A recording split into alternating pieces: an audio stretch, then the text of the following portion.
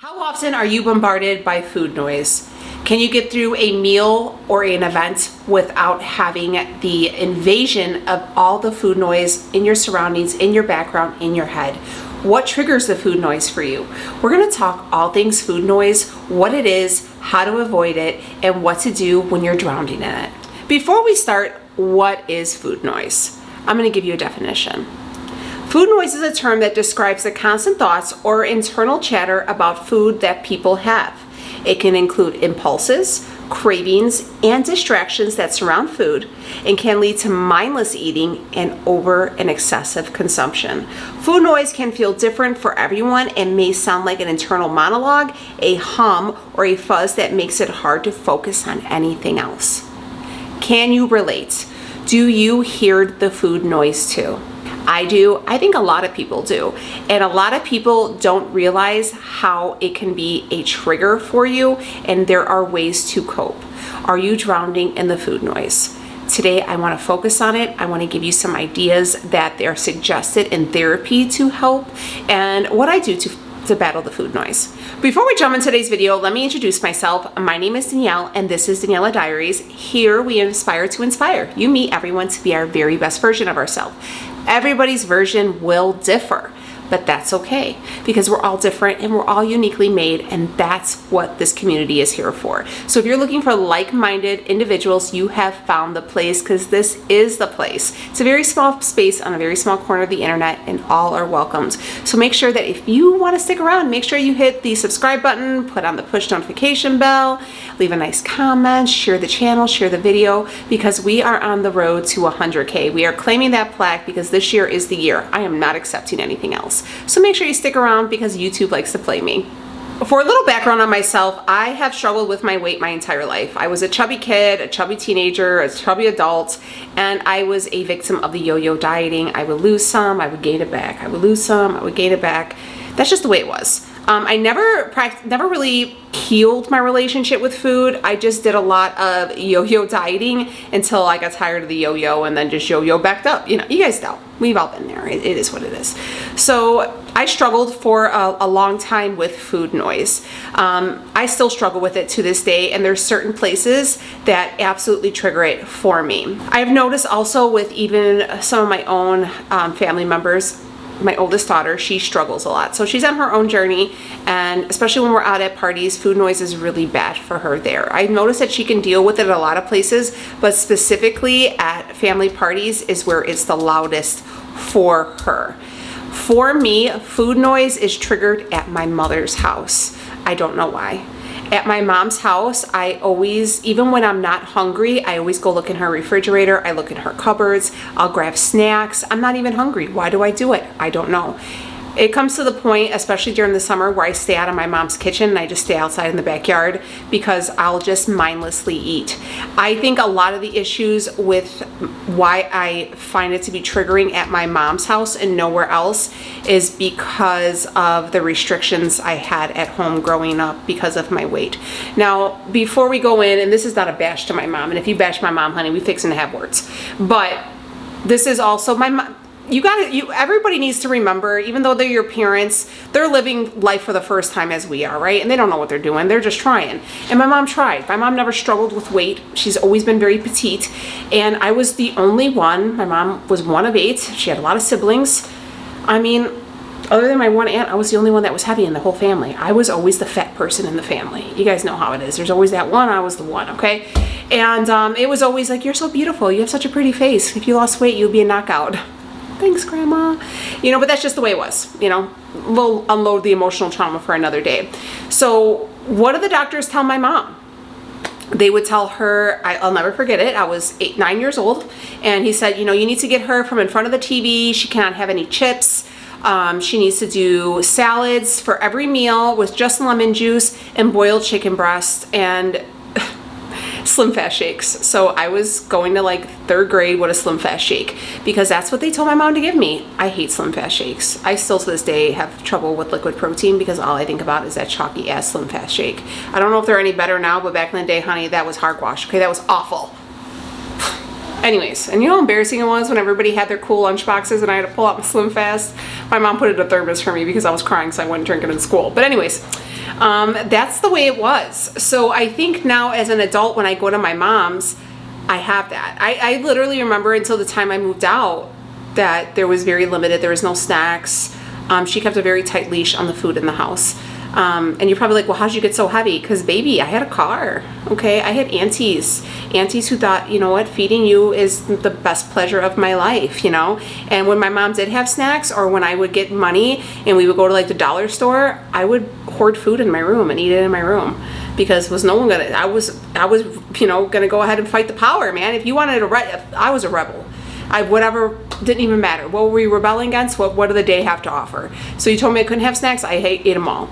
So with my mom's house in particular, the food noise is deafening. It's always looking in the fridge, looking for something to snack on.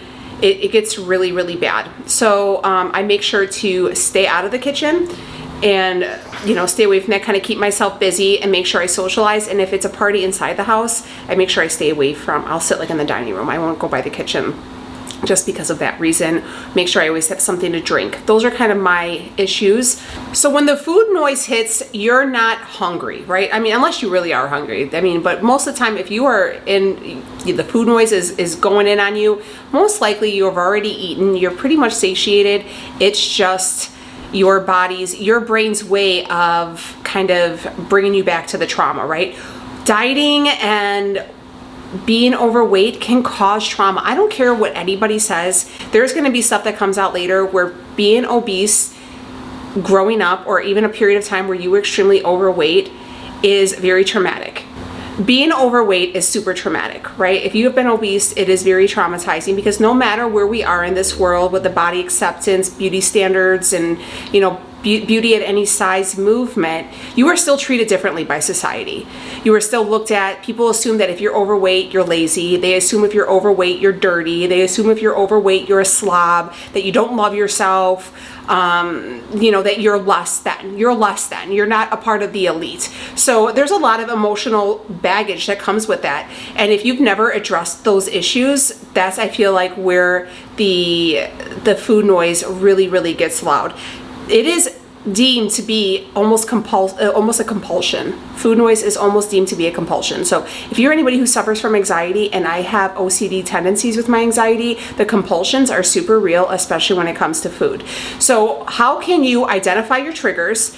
And even if you're going to identify your triggers, what triggers you, and how do you deal with it in the time, right? So for me, like I said, a big trigger for me for food noise is my mom's house, right? It's that take me back to where I was a kid. So what do I do? Like I said, I make sure to keep myself out of the kitchen. I make sure that I eat, and I eat well, but I eat the things that are, you know, to my goals, right? I make sure that I keep snacking at a minimum. And if I feel that like all I'm looking at is like what everybody's eating and stuff like that, I'll serve myself a little bit just to quiet the noise. I'll serve myself a little bit to quiet the noise.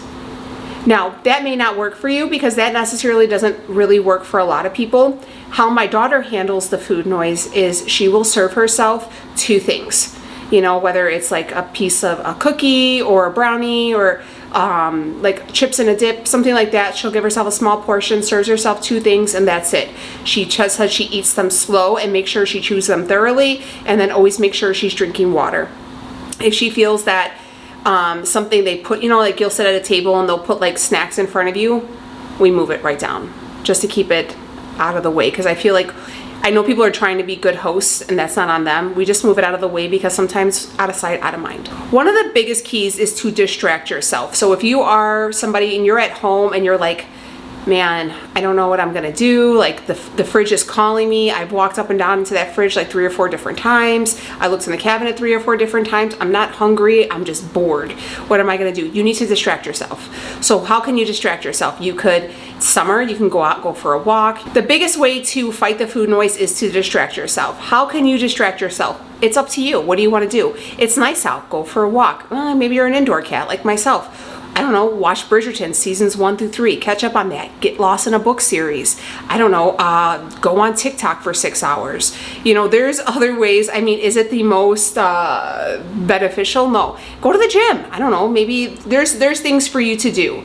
If you're like, hey, I don't have a gym membership, I don't have this, oh, I don't want to do that. Turn on Netflix. You can lose a day on Netflix and you don't have to eat. If you find that the food noise gets loud when you're watching TV, then skip the TV, read a book. Go walk around the library, you know, go sit in your backyard. I don't know, there's other ways. If you cannot find a way to distract yourself, you're not giving yourself enough options. You're going to have to put in the work to help cope with the food noise and how to silence it. The food noise will never go away. It's always going to be there, but it's how you cope with it and how you acknowledge it and how you deal with it. You cannot ignore it because it would just get louder, and you have to acknowledge it. Say, yeah, man, I would eat all of these snacks if I had the chance, but I'm not going to, because I'm going to go ahead and I'm going to do this. I'm going to go take a shower. I'm going to go shave my legs. I'm going to go paint my toenails. I'm going to go pluck my eyebrows. I'm going to go, you know, clean my basement, do some laundry. I'm going to watch Netflix. You know, there's other things to do to keep your attention. I'm gonna go ahead and start working on a resume. I'm gonna look for a job. I'm gonna go see this TikTok recipe or something along those lines. You need to slow down. You don't want to do things that help you. If, for example, if you are a distracted eater, don't sit down with a bag of chips and get on your phone because you're going to just eat. If you ever have like things like that, bags of chips, something that where you could eat a lot of, you know, like mindless eating, candy, grab yourself a little portion and leave it on a plate, wrap that bag up, put it away, and get it the hell away from you. You don't want to keep the big bag of chips. I don't even try to buy big bags of chips anymore unless it's for a party. I keep the one portion size ones and I keep everything in my room. So if the kids want one, they're gonna come into my room. I'm gonna see what they're grabbing so I can limit what they're doing, and at least they know they're only going to eat that 150 calories of chips or whatever it is. Sometimes the food noise is brought on by stress or triggering situations. Let's identify the trigger, let's identify the stress source, and how do we manage stress? You can go for a walk, you can read a book, you can meditate, you can pray, you can read your Bible, you can call your best friend. Who is the person or the thing that you lean on when shit is hitting the fan?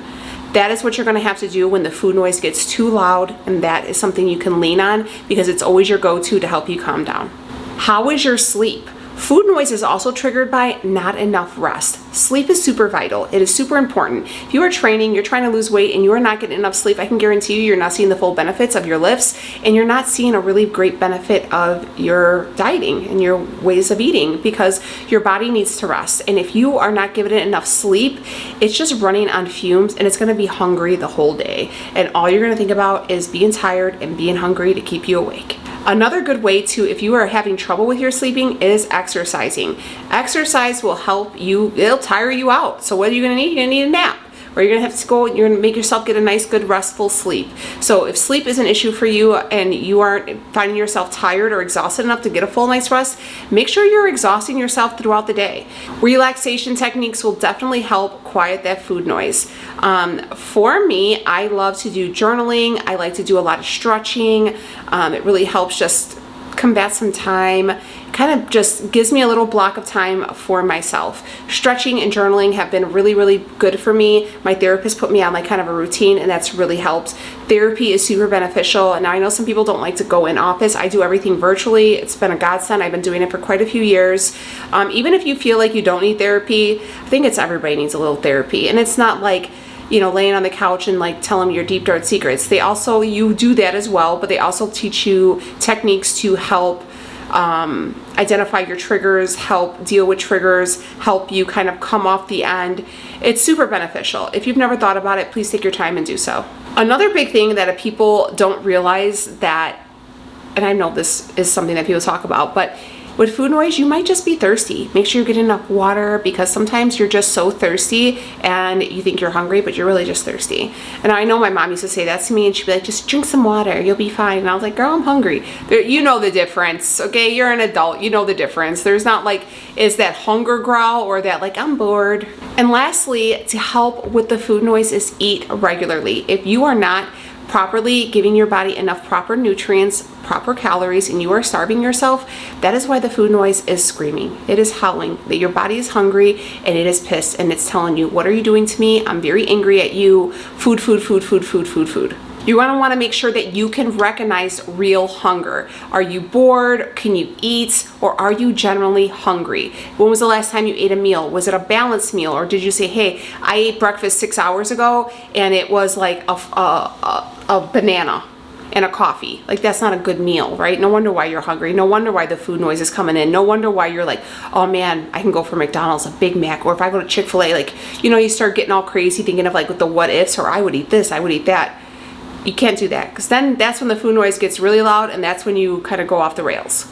But also remember that everybody has food noise. It doesn't mean that you are broken or there's something wrong with you. It is very common and we're all fighting these battles. I do know that a lot of people credit Ozempic and like the GLP-1s for silencing the food noise. That's definitely something that I think that is one of the biggest benefits of those medications. But I think that once you come off those, the food noise might still be there. So if you are on those medications, definitely take the time to go over the facts that I told you, maybe jot on a list, and remember that, even though it's gone right now, how can you deal with these things in the future? And even if right now the food noise is quiet for you, but you do suffer at different occasions, go back to these ideas and kind of implement them before you go to the party, before you go to your mom's house, before you're gonna go see that one aunt who stresses you out and has always something asshole-ish to say and just a major trigger for you, and you're just like, hey, I'm just gonna stuff my mouth so I don't cuss her out. Like, that's totally doable. And sometimes you gotta stuff your mouth so you don't cuss out your auntie, because family drama. But you know what I mean. Identify these triggers, and remember, if you are being triggered by someone with the food noise, not every comment deserves a response, and not every action deserves a reaction. Sometimes letting people, just acknowledging them and looking at them and saying like, yeah, I heard you, you're an asshole, and not saying anything to them and just looking at them and giving them a smirk and walking away, that whole interaction is going to piss them off way more than anything you could have came up with. So what do you think? What are your thoughts? What are your techniques to silence the food noise? Let me know down below. We'll see you on the next one. Bye.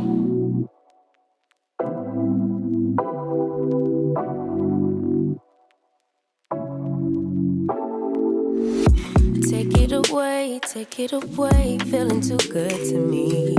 Chilling all day, all in your space is where I wanna be. Here in this room, what did you do? I just can't get enough. Too caught up in your love.